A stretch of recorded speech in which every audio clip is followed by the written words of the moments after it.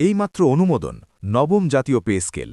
Basic শুরু ৩১,৫০০ টাকা, বাড়ছে ইনক্রিমেন্ট ও ভাতা। সরকারি চাকরিজীবীদের সকল খবরের আপডেট সবার আগে পেতে চ্যানেলটিতে লাইক এবং সাবস্ক্রাইব করুন। দৈনিক ইত্তেফাক ২/১/২০২৬।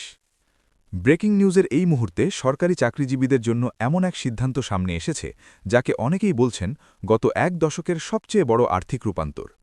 প্রধান উপদেষ্টার চূড়ান্ত স্বাক্ষরের মধ্য দিয়ে আনুষ্ঠানিকভাবে অনুমোদন পেল নবম জাতীয় পে স্কেল। দীর্ঘ আলোচনা, একাধিক বৈঠক, নানা গুঞ্জন ও অপেক্ষার অবসান ঘটিয়ে শেষ পর্যন্ত যে কাঠামো চূড়ান্ত হয়েছে তার সরকারি চাকরির অর্থনৈতিক বাস্তবতাকে পুরোপুরি নতুনভাবে সংজ্ঞায়িত করছে। নতুন পে স্কেলে 1:5 অনুপাতে মোট ১৪টি গ্রেড নির্ধারণ করা হয়েছে, যেখানে সর্বনিম্ন বেসিক বেতন শুরু হচ্ছে ৩১,৫০০ টাকা থেকে। এই বেসিক কাঠামোর সঙ্গে যুক্ত হচ্ছে বার্ষিক ইনক্রিমেন্ট, ভাতা ও অন্যান্য সুযোগ সুবিধা, যা মিলিয়ে একজন সরকারি কর্মচারীর মাসিক আয় ও ভবিষ্যৎ আর্থিক নিরাপত্তায় বড় ধরনের পরিবর্তন আনতে যাচ্ছে।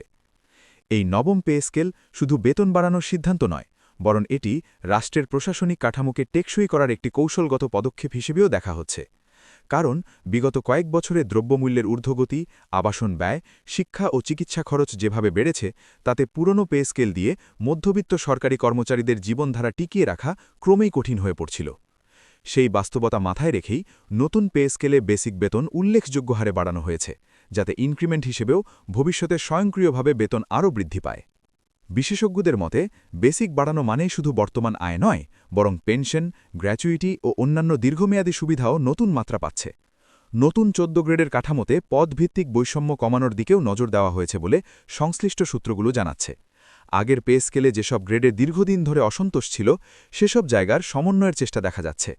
1:5 অনুপাত নির্ধারণের ফলে সর্বোচ্চ ও সর্বনিম্ন বেতনের ব্যবধান নিয়ন্ত্রিত থাকবে, যা প্রশাসনিক ভারসাম্য রক্ষায় গুরুত্বপূর্ণ বলে মনে করছেন নীতি নির্ধারকরা। একই সঙ্গে ইনক্রিমেন্ট কাঠামো এমনভাবে সাজানো হয়েছে যাতে কর্মদক্ষতা ও অভিজ্ঞতার মূল্যায়ন আরও অর্থবহ হয়। এই সিদ্ধান্ত কার্যকর হলে এর প্রভাব শুধু সরকারি চাকরিজীবীদের মধ্যেই সীমাবদ্ধ থাকবে না।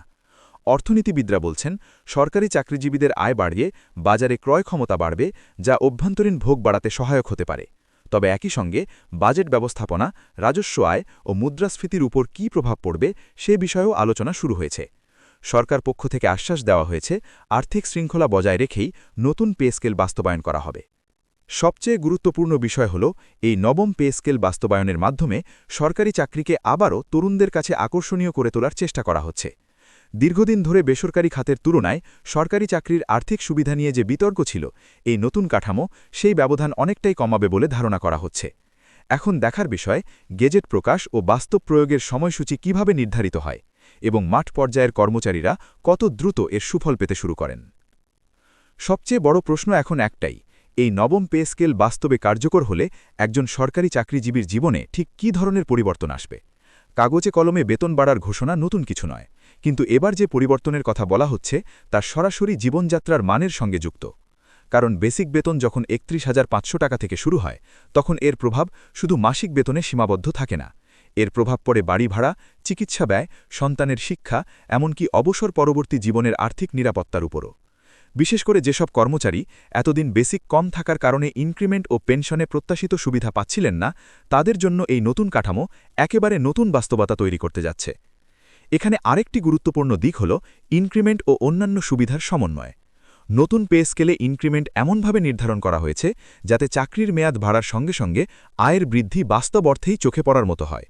অর্থাৎ শুধু নামমাত্র বাড়তি টাকা নয়, বরং কয়েক বছর পর একজন কর্মচারী বুঝতে পারবেন যে তার আর্থিক অবস্থান আগের চেয়ে অনেক বেশি স্থিতিশীল। একই সঙ্গে বিভিন্ন ভাতা ও সুযোগ সুবিধা যুক্ত হলে মোট প্রাপ্তি আরও বাড়বে, যা মধ্যবিত্ত সরকারি কর্মচারীদের দীর্ঘদিনের চাপ কিছুটা হলেও কমাবে। তবে এই সিদ্ধান্ত ঘিরেও কিছু বাস্তব প্রশ্ন উঠে আসছে। সরকার কিভাবে এই অতিরিক্ত ব্যয় সামাল দেবে? বাজেট ঘাটতি, রাজস্ব আদায় ও অর্থনৈতিক ভারসাম্য সমন্বয়, এই তিনটি বিষয়কে সমন্বয় করে নতুন পে স্কেল বাস্তবায়ন করাই হবে সবচেয়ে বড় চ্যালেঞ্জ। অর্থনীতি বিশ্লেষকরা বলছেন, যদি সঠিক পরিকল্পনার মাধ্যমে এটি বাস্তবায়ন করা যায়, তাহলে এটি অর্থনীতির জন্য ইতিবাচক ফল বয়ে আনতে পারে। কারণ সরকারি কর্মচারীদের আয় বাড়লে বাজারে অর্থের প্রবাহ বাড়বে, যা ব্যবসা ও সেবা খাতে গতি আনতে পারে। সবশেষে বলা যায়, নবম জাতীয় পে স্কেল এখন আর শুধু একটি ঘোষণার মধ্যে সীমাবদ্ধ নেই। এটি কার্যকর হলে এর প্রভাব পড়বে ব্যক্তি, পরিবার, সমাজ এবং সামগ্রিক অর্থনীতিতে। গেজেট প্রকাশের পর বাস্তব প্রয়োগের প্রতিটি ধাপ এখন সবার নজরে থাকবে।